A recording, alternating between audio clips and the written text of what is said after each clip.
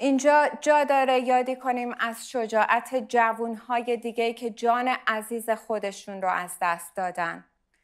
شجاعت حدیث نجفی که گفت خیلی دوست دارم حالا که دارم میرم آخرش وقتی چند سال گذشت خوشحال باشم که رفتم تظاهرات و همه چیز عوض شده. و یلدا آقا فضلی که نوشت تا آخرین لحظه اظهار پشیمونی نکردم.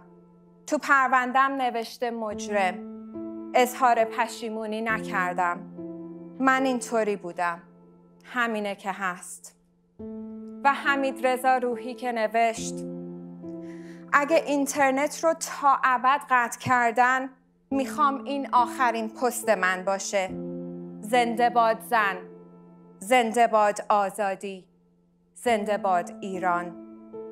از کلام حمیدرضا روحی وام میگیرم و میگم زنده باد زن و زنده باد تمام زنان ایران زمین که سالهاست با تلاش‌های بیوقفه سعی در تغییر قوانین زن ستیزانی جمهوری اسلامی دارن و هر جا که تونستن حکومت را حتی اگه شد چند سانتیمتر به عقب روندن.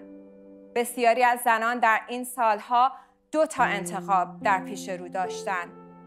یا بمونن و بسازن یا از وطن مهاجرت کنن و خانه دوم برای خودشون بسازن.